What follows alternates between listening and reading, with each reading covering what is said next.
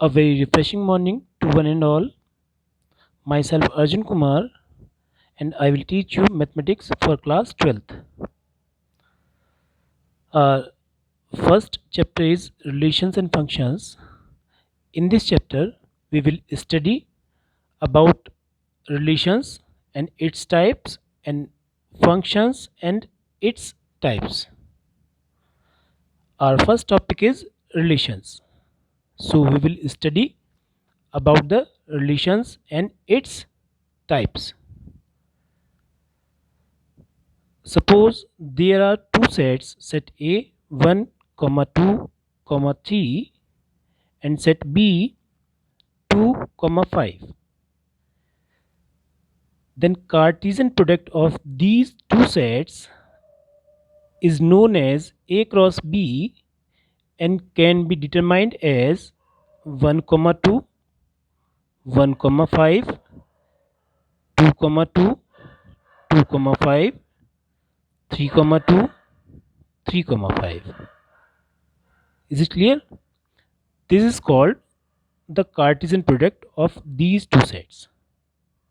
Now question arises, what is set?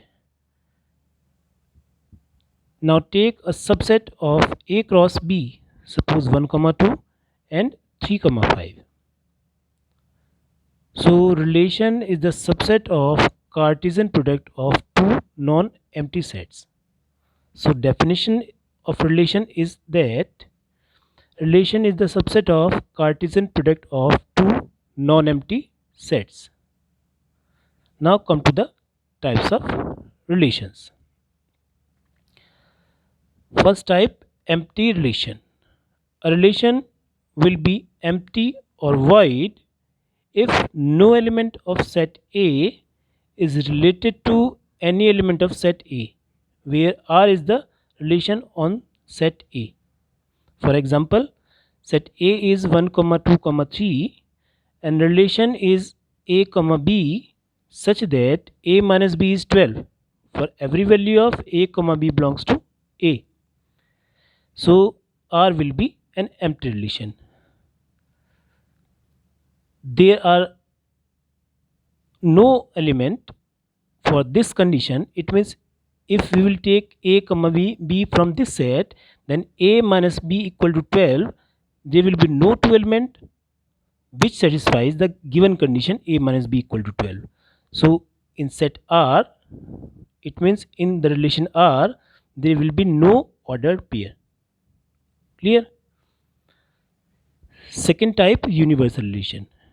A relation R on the set A is called universal relation if each element of set A is related to every element of set A.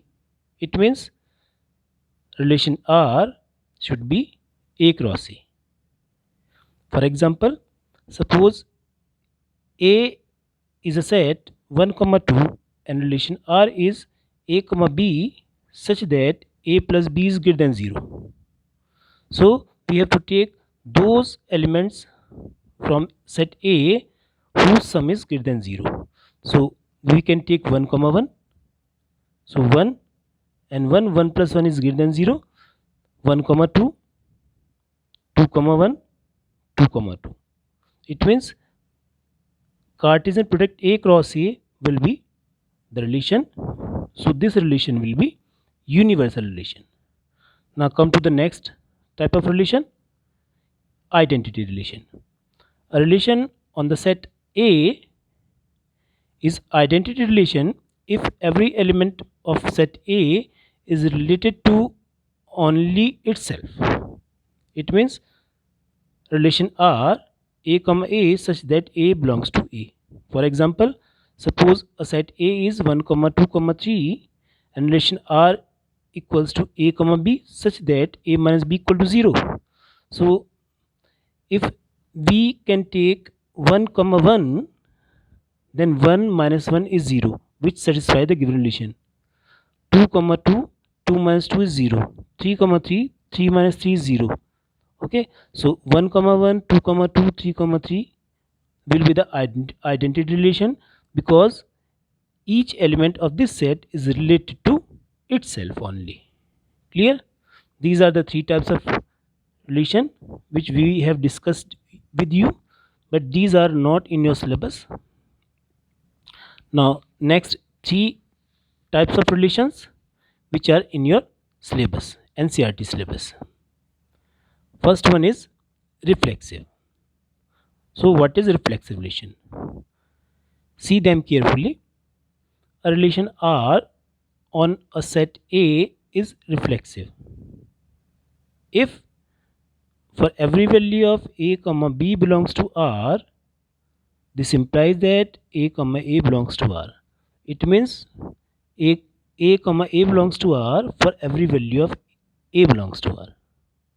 For example, suppose there is a set A and a relation R 1 comma 1 2 comma 1 2 comma 2 3 comma 1 3 comma 2 3 comma 3.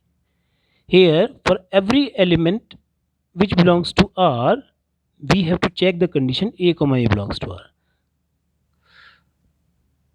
1 comma 1 belongs to R, then 1 comma 1 also belongs to R.